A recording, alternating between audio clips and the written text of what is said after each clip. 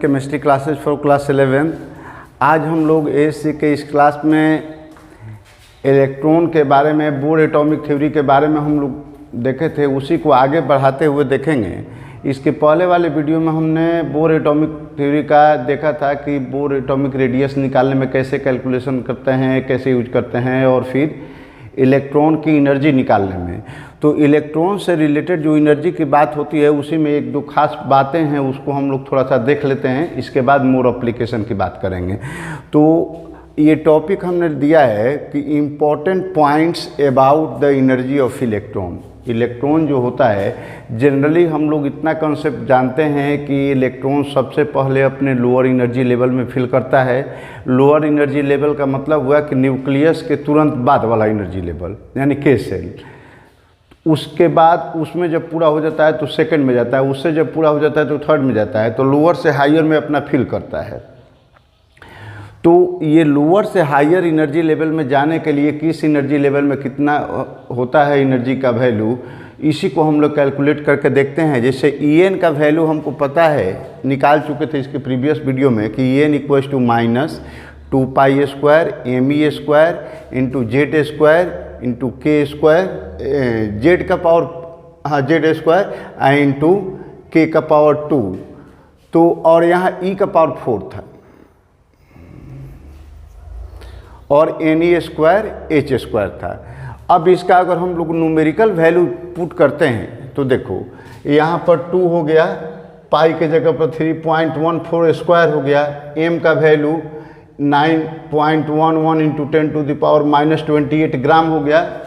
और चूँकि इलेक्ट्रॉन के केस में सब हम लोग ग्राम में सीजीएस सिस्टम का ही यूज करते हैं।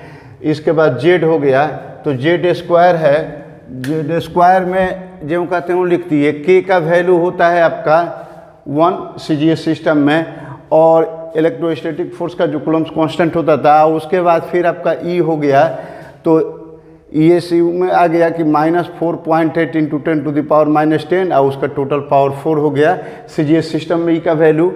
और बाई में एन स्क्वायर और एच स्क्वायर प्लांक कांस्टेंट का वैल्यू ये जानते हैं, तो आप इसका स्क्वायर कर दीजिए। सारे वैल्यू को लिख करके अगर हम लोग कैलकुलेट करते हैं तो ये कैलकुलेट करने पर हमारा वैल्यू आता है -21.79 इंटू 10 टू द पावर -12, और जेड स्क्वायर रह गया ऊपर, नीचे एन स्क्वायर रह गया। तो इतना अर्ग पर एटम होता है। चूँकि सीजीएस सिस्टम में हम सब कुछ इस्तेमाल किए हैं, और सीजीएस सिस्टम में एनर्जी का यूनिट जूल होता है, अर्ग होता है, तो अर्ग पर एटम लिख दिए।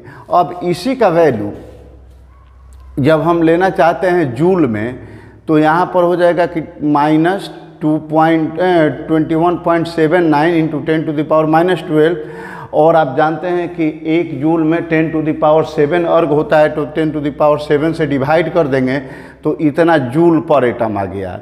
अब इस चीज़ को करेंगे तो यहाँ पर 10 का पावर 7 है, ऊपर जाएगा तो -7 यानी -19 हो गया जूल पर एटम।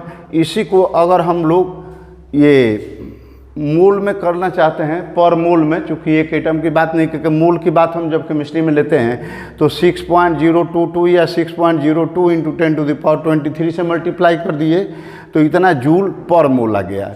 अब इस वैल्यू को हमने लिख दिया, और जब इसको जूल है, इसको किलो कैलोरी में भी यूज करते हैं, तो कैलोरी में यूज करते हैं तो 1 जूल का होता है 1 कैलोरी में 4.18 जूल होता है, या अप्रोक्सीमेटली 4.2 जूल भी लेते हैं। और किलो कैलोरी में बदलना है तो 10 टू द पावर 3 यानी 1000 से डिवाइड कर देंगे, तो हमारा वैल्यू किलो कैलोरी में आ गया कि -21.79 into 10 to the power 19 into ये मोल का वैल्यू बाई एन स्क्वायर, और ये जूल कन्वर्जन का किलो जूल में कन्वर्ट करने का ये लग गया नंबर। और इसके बाद इसको कैलकुलेट करेंगे तो हमारा En का वैल्यू आएगा -313.6 into Z square by N square kilo calorie per मोल।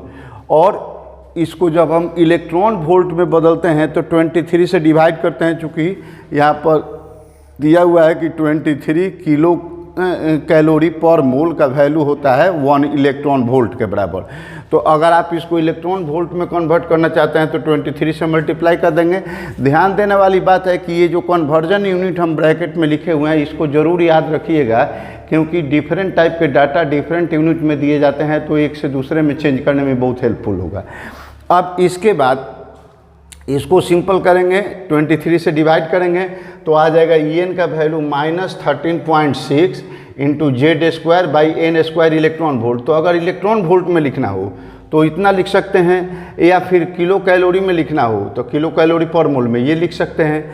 अब हाइड्रोजन एटम की बात करते हैं तो हाइड्रोजन एटम के लिए Z का value, Z means atomic number, तो 1 होता है। तो इसलिए यहाँ जब 1 स्क्वायर करेंगे तो क्या हो जाएगा -313.6 by N² kilo calorie per मोल। या आप इसको इलेक्ट्रॉन वोल्ट में लिखना चाहते हैं तो लिख सकते हैं कि -13.6 इंटू, यहाँ तो 1 हो जाएगा, बाई N² इलेक्ट्रॉन वोल्ट। तो ये हाइड्रोजन एटम के लिए हो गया एनर्जी, इलेक्ट्रॉन की एनर्जी का वैल्यू। अब ये किस पर डिपेंड कर रहा है, सब कुछ निकालने के बाद ये एन पर डिपेंड कर रहा है। फर्स्ट ऑर्बिट के लिए अलग, सेकंड ऑर्बिट के लिए। अब पूछा जाए कि फर्स्ट ऑर्बिट के लिए टोटल कितना हुआ, तो फर्स्ट ऑर्बिट के लिए यहाँ पर 1 स्क्वायर करेंगे तो -313.6 किलो कैलोरी पर मोल हो गया, या फिर लिख सकते हैं कि -13.6 इलेक्ट्रॉन वोल्ट हो गया। इसी तरीके से सेकंड ऑर्बिट की बात करेंगे अगर तो यहाँ 2 का स्क्वायर करेंगे, थर्ड ऑर्बिट की बात करेंगे तो यहाँ 3 का स्क्वायर करेंगे।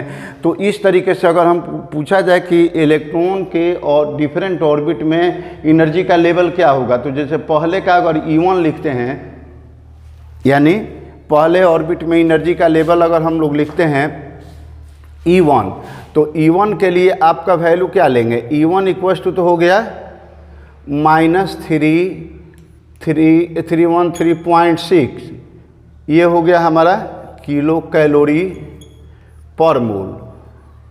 ठीक है। अब इसी बात को अगर हम E2 में लेते हैं तो E2 कितना हो जाएगा, तो E2 इक्वल्स टू, अब इसके बटा में -313.6, अब बाई में 4 हो जाएगा। ऐसे ही E3 लेंगे तो यहाँ पर -313.6 बाई 9, और इस तरीके से आप निकाल सकते हैं। तो इसके बाद आप देखेंगे कि ये डिफरेंट टाइप के जो डिफरेंट ऑर्बिट में हाइड्रोजन एटम के जो एनर्जी लेवल हैं, तो अब कहीं भी जैसे E2 में से E1 को माइनस करेंगे, अगर फिर E3 में से E2 को माइनस करेंगे तो वहाँ पर 2 कॉन्सेक्यूटिव एनर्जी के लेवल का डिफरेंस आप देखेंगे तो उसमें E2 माइनस E1 का जो डिफरेंस आएगा वो सबसे हाईएस्ट होगा, उससे कम होगा E3 माइनस E2 का, उससे कम होगा E4 माइनस E3 का। ऐसे ही बाद वाले जो दो के डिफरेंस हैं वो धीरे धीरे कम पड़ते जाते हैं। और वैसे आप देखेंगे कि 7th ऑर्बिट के बाद जब हम चलते हैं तो एनर्जी लेवल का डिफरेंस जो होता है बहुत न्यूमेरिकली कम हो जाता है, और न्यूमेरिकली कम होने के कारण 7th ऑर्बिट के बाद ऑलमोस्ट वहाँ पर लगभग कंसेक्यूटिव या continuous, approximately continuous energy level आपको मिलने लगते हैं। तो ज़्यादातर इलेक्ट्रॉन का existence up to 7th period तक ही होता है। अब इसके बाद आप इसमें ये भी देखेंगे कि कोई भी इलेक्ट्रॉन अपने हायर एनर्जी लेवल में जा रहा है, आगे गया है, और वहाँ से अगर बैक होता है तो बैक होने देख रहे हैं कि जैसे जैसे हायर एनर्जी लेवल में जाएगा तो यहाँ पर ये 4th 9 यहाँ पर इनका वैल्यू बढ़ते जाएगा। यानी आपका जो निगेटिव वैल्यू होगा यहाँ पर, तो मान लीजिए कि इतना आया, इससे 4 से डिवाइड करेंगे तो निगेटिव के बाद न्यूमेरिकल वैल्यू कम आएगा, यानी हायर वैल्यू हो गया। क्योंकि आप जानते हैं कि निगेटिव नंबर अगर छोटा होता है, निगेटिव में अगर छोटा नंबर लिया जाता है तो उसका ओवरऑल वैल्यू बड़ा होता है। जैसे -2 ग्रेटर देन -3, -4 ग्रेटर देन -5। तो हर केस में जब छोटा नंबर होता है माइनस लगा देने पर वो बड़ा हो जाता है। तो इस तरीके से डिवाइड करते जाएंगे तो आपका नंबर छोटा होता जाएगा, माइनस लगा हुआ है, यानी हायर एनर्जी लेवल होता जाएगा। तो आप जैसे जैसे न्यूक्लियस से दूर होते जाते हैं आपका ओवरऑल एनर्जी लेवल बढ़ता जाता है, यानी मोर लेस निगेटिव होते जाता है। और आप जानते हैं कि एनर्जी लेवल वहाँ निगेटिव होगा मतलब फोर्स ऑफ अट्रैक्शन ज़्यादा काम करता है। अगर लेस निगेटिव नहीं होगा तो वहाँ पर माने पॉजिटिव होते जाएगा तो पॉजिटिविटी की ओर बढ़ते पर धीरे धीरे उसका फोर्स ऑफ अट्रैक्शन कम होते जाता है। अब इसके बाद हम लोग अगले टॉपिक पर बात करते हैं कि इलेक्ट्रॉन की स्पीड या इलेक्ट्रॉन की वेलोसिटी कैसे निकालते हैं बोर्स एटॉमिक थ्योरी के अनुसार या बोर थ्योरी को अप्लाई करके। तो आइए इसको देखते हैं हम लोग calculation of velocity of an electron, यानी बोर एटॉमिक थ्योरी का ये थर्ड एप्लीकेशन हुआ। पहले में आप आर निकाले थे, दूसरे में आप उसका एनर्जी ऑफ इलेक्ट्रॉन निकाल लेते हैं, और तीसरा उसका यूज है कि calculation of velocity of an electron, और इसके बाद लास्ट फ्रीक्वेंसी देखेंगे। 4 चीज़ों से रिलेटेड बात हमको डिफरेंट क्वेश्चन बनाने होते हैं, पूछे जाते हैं। तो अब बोर एटॉमिक थ्योरी के अनुसार आप जानते हैं कि mv² का वैल्यू यानी एंगुलर मोमेंटम का वैल्यू जो होता है vn, यहाँ पर इन ऑर्बिट के लिए वेलोसिटी, चूँकि अलग अलग ऑर्बिट की वेलोसिटी अलग अलग होती है, तो nh/2π हुआ। और r के बारे में आप जानते हैं कि r इक्वल्स टू होता है n²h²/4π² me² z k, और k तो आप यहाँ पर लिख रहे हैं, लेकिन k का तो अंडरस्टूड वैल्यू है कि CGS सिस्टम में ले रहे हैं तो 1 ही होगा। तो अब हम लिख सकते हैं कि mvn इंटू r का वैल्यू ये लिख दिए इक्वल्स टू nh/2π हो गया। हमको vn निकालना है, वेलोसिटी निकालना है, तो vn इक्वल्स टू क्या होगा, ये सारे चीज़ को इधर लेकर चले आएंगे तो देखिए कैसे कटता है। यहाँ 2 से ही कट गया 2 टाइम्स, ये पाई से कट गया तो पाई बच जाएगा, इसके बाद h से कट गया तो h बच गया, n से कट गया तो n बच गया। तो अब वैल्यू हमारा क्या आया 2 into pi into me² z के, तो 2πe² ये फिर हो गया, और m से भी कट गया, ये m और m कट गया, तो z के बाई n इंटू h आ गया, तो ये vn का वैल्यू हो गया। अब इसी में अगर पाई का, e का और k का वैल्यू और h का वैल्यू पुट कर देते हैं, तो इसके बाद हमारा आ जाता है putting the values of k, pi, e and h। CGS system में हम लोग यूज करते हैं, तो vn का वैल्यू कितना हो जाता है, तो 2.314, इसका वैल्यू 2 इंटू 3.14, फिर e का वैल्यू -4.8 इंटू 10⁻⁻10, और z का वैल्यू तो ज्यों कहते हैं वो रह गया, चूँकि z वेरी करेगा। फिर k का वैल्यू CGS सिस्टम में 1 लेते हैं, n का वैल्यू हो गया, h का वैल्यू 6.626 इंटू 10⁻27, कहीं कहीं बुक में आपको 6.625 भी मिलेगा, तो 5 6 से पॉइंट थर्ड में है तो कोई खास अंतर नहीं पड़ता है, अप्रॉक्सीमेट वैल्यू आपका वही आएगा। अब यहाँ पर vn को इस सारे चीज़ को सॉल्व करके, अब हमको सॉल्व करने की ज़रूरत नहीं है चूँकि बहुत लंबा कैलकुलेशन होता है ये सब, तो आप इसको स्टेप याद रख लेंगे कि हाँ ये वैल्यू अगर पुट करेंगे तो फाइनल रिजल्ट क्या मिलेगा वो हमको जानना है। तो vn का वैल्यू आता है हमारा 2.18 इंटू 10⁻6 इंटू z/n मीटर पर सेकंड, ये वैल्यू में हमको याद रखना है। ये कहाँ से है दिखा दिए हैं, आप देख लीजिए, लेकिन इतना हर स्टेप का कैलकुलेशन करना आपके लिए जरूरी नहीं है। कैलकुलेटेड एंड वेरीफाइड वैल्यू है कि वो उतना आएगा, आप चाहें तो करके वेरीफाई कर सकते हैं। मोरओवर अब हाइड्रोजन एटम की हम बात करते हैं, सबसे लाइटेस्ट पार्टिकल है, और हाइड्रोजन एटम का ही एक्सपेरिमेंट के बारे में, उसके स्पेक्ट्रम के बारे में डिटेल्स हम लोगों को पढ़ना है अपने कोर्स में। तो हाइड्रोजन के लिए z का वैल्यू तो 1 हो जाता है, तो z का वैल्यू जब 1 लिखेंगे तो vn कितना हो जाएगा 2.18 इंटू 10⁻6/n मीटर पर सेकेंड। अब यहाँ n जो आप रखेंगे, जैसे फर्स्ट ऑर्बिट के लिए रखेंगे तो यहाँ 1 आएगा, सेकेंड ऑर्बिट के लिए रखेंगे तो 2 आएगा, थर्ड ऑर्बिट के लिए रखेंगे तो 3 आएगा। तो आप क्या देख रहे हैं कि फर्स्ट ऑर्बिट में वेलोसिटी ऑफ इलेक्ट्रॉन सबसे हाईएस्ट होगा, और उसका वैल्यू कितना होगा, तो 1.18 इंटू 10⁻6 मीटर पर सेकेंड। और इसके बाद जैसे जैसे आप आगे बढ़ते जाएंगे, यहाँ तो 2 3 n तक जाएंगे, जितना जाएंगे वहाँ पर इससे डिवाइड करते जाएंगे तो आपका वेलोसिटी का कम मिलते जाएगा वैल्यू। तो ध्यान रखेंगे कि जैसे एनर्जी में हम लोगों का आ रहा था कि En का एनर्जी जो था तो E1/n² के रूप में आ रहा था, तो वैसे ही वेलोसिटी जो होगा n का वो कितना आएगा, तो इसको आप v1 लिख सकते हैं, तो v1/n के रूप में आएगा।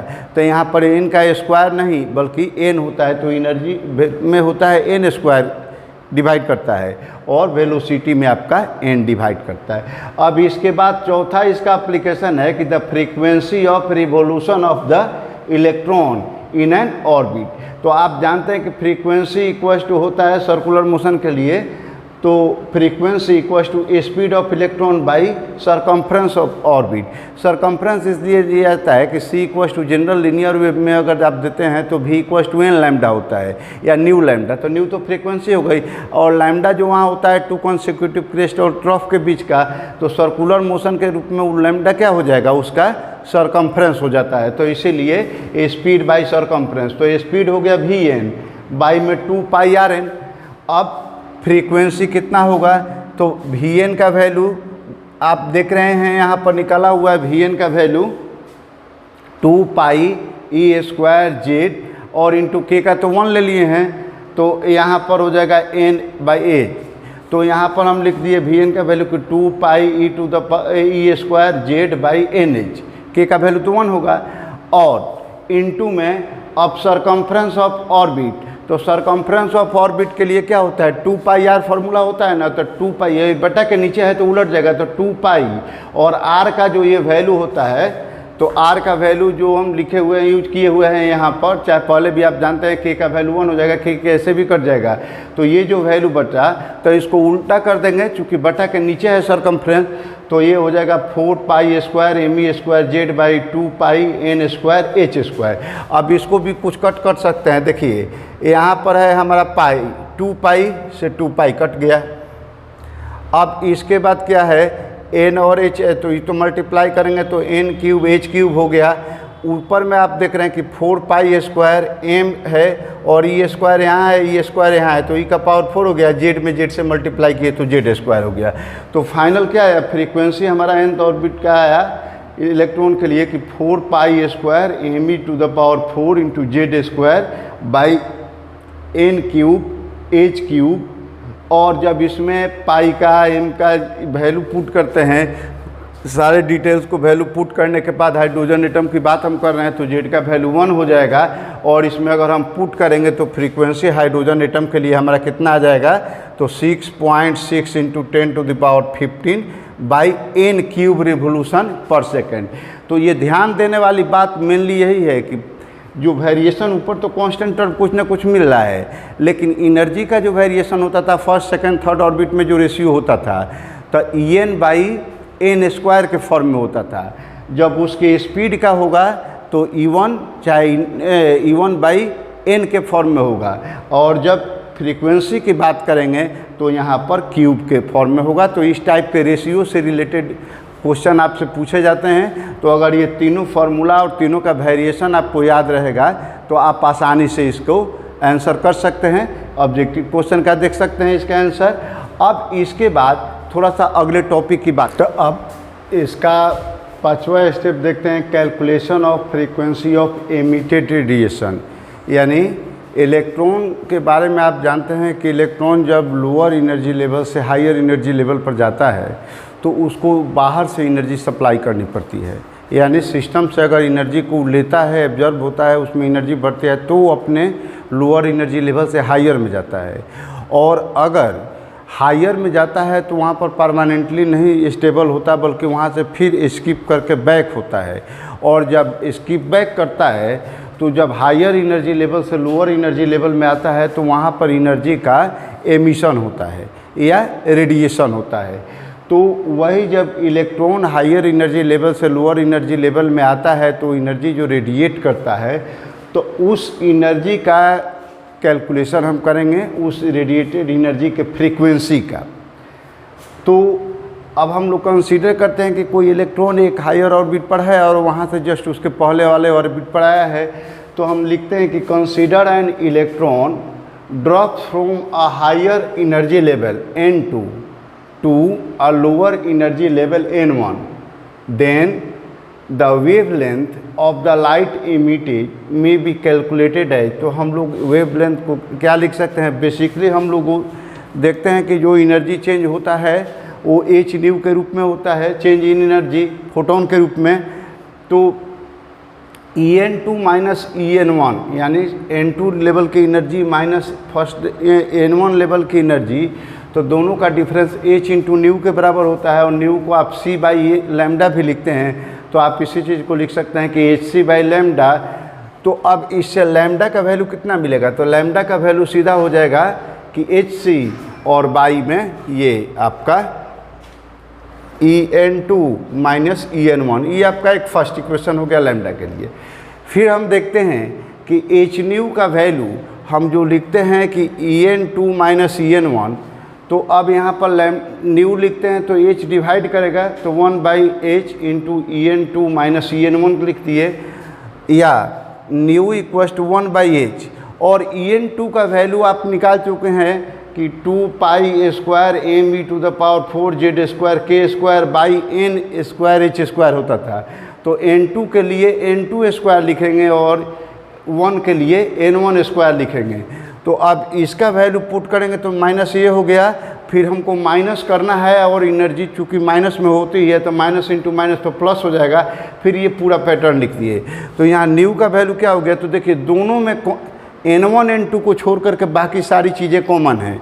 तो आप निकाल लिए कि 2π² m⁴ z² बाई HQ, यहाँ पर एक h है और h² दोनों में है तो HQ हो गया।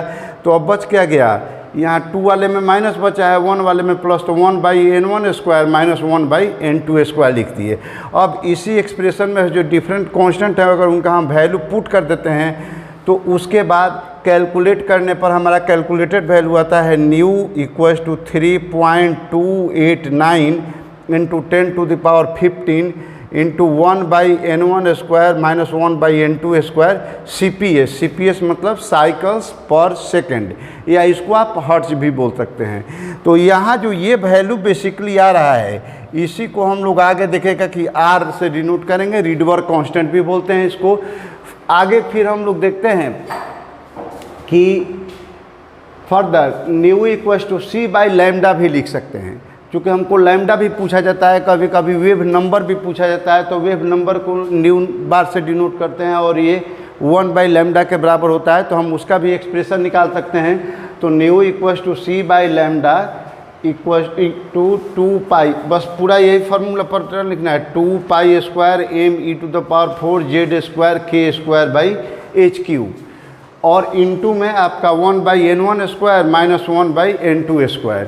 तो अब यहाँ पर जब 1/λ लिखेंगे तो c क्या आ जाएगा, यहाँ पर डिवाइड करेगा तो 1/λ या न्यू नॉट का वैल्यू, न्यू बार का वैल्यू कितना आ गया, तो 2π² m⁴ z² बाई में HQ बाई इंटू c, तो ये और इंटू में 1/n1² माइनस 1/n2²। तो अब ये 1/λ या न्यू नॉट और इस पूरे टर्म को यह k=1 मान लेते हैं हम लोग जनरली, ये CGS सिस्टम में। अदर में चलेंगे तो आपका जो होता है 1/4πε0 उसके हिसाब से लिखते हैं। तो इस पूरे टर्म को हम z² छोड़ करके बाकी सारे टर्म को एक r के रूप में रिप्रेजेंट करते हैं, r into z² into 1/n1² minus 1/n2² where r equals to अब आपका हो गया 2π² m⁴ k² बाई में HQ बाई इंटू c। तो इसी r को हम लोग बोलते हैं रीडवर्क कांस्टेंट, और इसका हम लोग यहाँ पर वैल्यू हमने नोट कर दिया है कि रीडवर्क कांस्टेंट जो होता है r उसका वैल्यू CGS सिस्टम में चलते हैं, मैंने SI सिस्टम में चलते हैं तो 1.0974 इंटू 10⁷ पर मीटर है। उसी का ट्रेडिशनल जो हम लोग CGS सिस्टम में यहाँ भी यूज किए हुए हैं तो ये वैल्यू आ जाता है 3.289 इंटू 10⁻15 CPS मीन साइकिल पर सेकेंड। और इसी को अगर अर्ग में लेते हैं तो 2.1799 इंटू 10⁻11 अर्ग होता है, और इसी का वैल्यू अगर जूल में हम करते हैं तो 2.1799 इंटू 10⁻18 जूल। तो ये डिफरेंट ट्रेडिशनल यूनिट है जो हमारे यूज में आते हैं, और सबसे ज़्यादा यूज इसका और उससे भी ज़्यादा यूज केमिस्ट्री के फील्ड में इसका होता है। तो इस तरीके से आप इस टॉपिक के माध्यम से जो बोर्ड मॉडल के डिफरेंट एप्लीकेशन से रिगार्डिंग इलेक्ट्रॉन्स, उसके एनर्जी, रेडिएशन, फ्रीक्वेंसी, उस सब के बारे में हम लोग डिटेल से स्टडी कर लिए।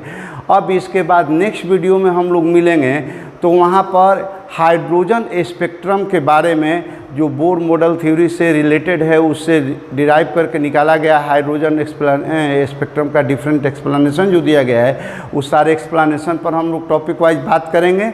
और तब तक आप इस वीडियो को देखिए, इसकी प्रीवियस वीडियो को देख करके अगर आप नहीं देखे हैं तो अच्छे से तैयार कर लीजिए कि आगे के चैप्टर्स को, टॉपिक को समझने में आसानी हो, और उसके बाद आप उसका न्यूमेरिकल क्वेश्चन आराम से बना सकते हैं इससे रिलेटेड। और इस टॉपिक से रिलेटेड जो हम लोग आजकल डिस्कस किए, इससे बहुत सारे अच्छे अच्छे लेवल के क्वेश्चन आपके जेईई मेंस में या आईआईटी के प्रीवियस आईआईटीज में बहुत सारे क्वेश्चन आए हुए हैं, तो या फ्रिक्वेंटली आते रहते हैं। तो इस फार्मूला को आप ध्यान में रख करके प्रैक्टिस करके क्वेश्चन को बनाइएगा ताकि कंसेप्ट ज़्यादा क्लियर हो जाएगा। तो मिलते हैं अगले वीडियो में। Thank you, best of luck.